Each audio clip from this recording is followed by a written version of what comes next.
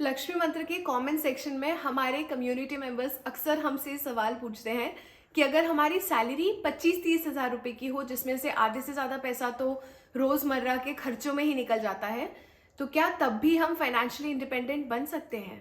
तो चलिए आज के लक्ष्मी मंत्र में हम सीखते हैं कि अगर आपकी सैलरी 25-30 हज़ार रुपये महीने की है, तो किस तरह स्मार्टली अपने पैसों को मैनेज करके आप इन्वेस्ट करना शुरू कर सकते हैं, आप फाइनेंशियली वाइज हो सकते हैं। नमस्ते, मैं हूँ श्रुति चतुर्वेदी। आप देख रहे हैं लक्ष्मी मंत्र, हमारा फाइनेंशियल लिटरेसी शो, जिसमें हर महीने हम पैसों को कमाने के बारे में, पैसों को मैनेज करने के बारे में और पैसों को इन्वेस्ट करने के बारे में सीखते हैं। हम आगे बढ़े उससे पहले मेक श्योर कि आपने हमारे यूट्यूब चैनल को सब्सक्राइब किया हुआ है और बेल आइकन पर क्लिक किया हुआ है, ताकि हमारा कोई भी वीडियो आप कभी भी मिस ना करें।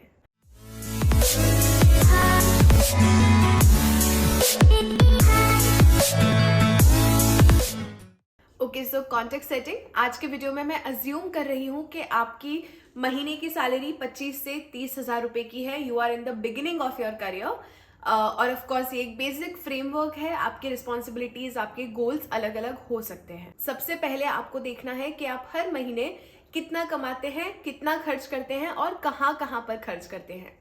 अपनी बजटिंग के लिए मैं आपको रिकमेंड करूंगी कि आप 50-30-20 का रूल अप्लाई करिए, जिसमें आपकी टोटल सैलरी का, आपकी इनकम का 50% आप खर्च करते हैं अपनी ज़रूरतों की तरफ, नॉट मोर देन दैट। ये ज़रूरतें हैं, दीज आर योर नीड्स, कि आप इसे अवॉइड नहीं कर सकते हैं कि घर का रेंट देना या EMI देना या पेट्रोल भरवाना, फ्यूल भरवाना, ग्रोसरी खरीदना, these are all unavoidable expenses. 30% of your income should go towards your wants, जो आपकी ज़रूरतें नहीं है पर मन करता है, इच्छा होती है। एंड 20% ऑफ योर इनकम, जो आपका लास्ट में बचता है, वो करना है आपको इन्वेस्ट। तो अब मान लेते हैं कि आपकी महीने की सैलरी है 30 हज़ार रुपये, तो इस रूल को अप्लाई करते हुए 15 हज़ार रुपये आप खर्च करेंगे अपनी ज़रूरतों के लिए। 9 हज़ार रुपये, द 30%, 9 हज़ार रुपये आप खर्च करेंगे अपनी वांट्स के पीछे, जो आपकी इच्छाएं हैं। और जो बचा 20% यानी कि 6 हज़ार रुपये, उससे आप हर महीने रिलीजियसली अलग अलग जगह पर इन्वेस्ट करेंगे। अब आप इन्वेस्टमेंट करना शुरू करें, उससे पहले ज़रूरी है कि आप दो चीज़ों को क्लियर करें। सबसे पहले क्लियर योर डेट। अगर आपके ऊपर कोई कर्जा है या आपका कोई क्रेडिट कार्ड का बिल पेंडिंग है या आपके कोई आउटस्टैंडिंग लोन्स हैं, तो कोशिश करिए कि जो 20% आपके इन्वेस्टमेंट का अमाउंट है, उससे आप सबसे पहले अपने कर्जे को क्लियर करने के पीछे लगा रहे हैं। ये क्यों रिकमेंड किया जाता है? क्योंकि जितना ज़्यादा आप इंटरेस्ट अपने लोन्स के पीछे खर्च कर रहे होते हैं, उतना कोई भी इन्वेस्टमेंट ऑप्शन लॉजिकली ग्रो नहीं करता है। एक बार आपके कर्जे क्लियर हो गए, फिर आपका सेकेंड स्टेप है एक इमरजेंसी फंड बनाना, जिसके बारे में मैं ऑलमोस्ट हर दूसरे तीसरे वीडियो में बोलती हूँ। इमरजेंसी फंड होता है आपके महीने के खर्च के हिसाब से कम 5 से 6 महीने का अमाउंट आपके पास होना।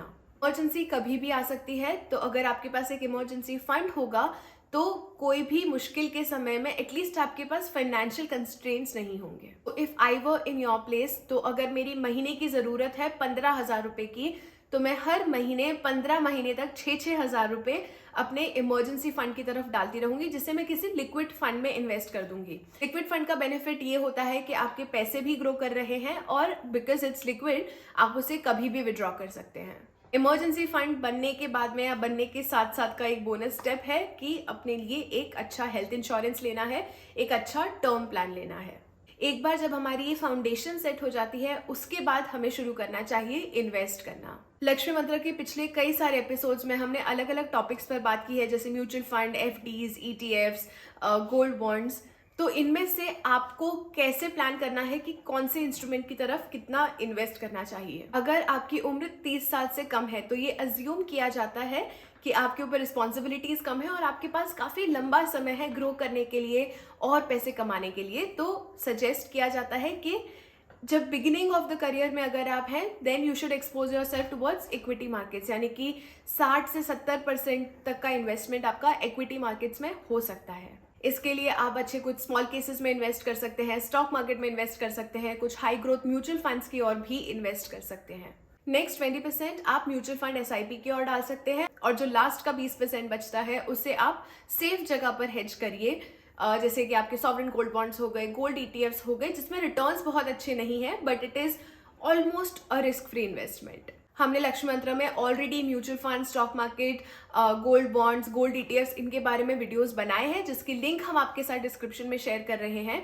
और मैं रिकमेंड करती हूँ कि इस वीडियो को देखने के बाद एक एक करके आप उन वीडियोस को भी देखें और समझें कि ये मार्केट्स कैसे काम करते हैं। तो ये है एक बेसिक फ्रेमवर्क कि अगर आपकी सैलरी 25-30 हज़ार के बीच में है तो कैसे आप अपनी इन्वेस्टमेंट जर्नी शुरू कर सकते हैं। ऑलवेज रिमेंबर कि आपको अपना इन्वेस्टमेंट अमाउंट अभी कितना भी छोटा लग रहा हो, बट अगर आप उसे कंसिस्टेंटली करते रहेंगे over a period of time, आप देखेंगे कि आपकी इन्वेस्टेड वैल्यू कंपाउंड इंटरेस्ट की वजह से कितनी बड़ी हो जाती है। तो अब आपका task of the day simple है। अगर आपकी सैलरी 20-25 हज़ार रुपये होती या 30 हज़ार रुपये होती तो आप अपनी फाइनेंशियल प्लानिंग कैसे करते, वो मुझे कमेंट सेक्शन में लिखकर बताइए।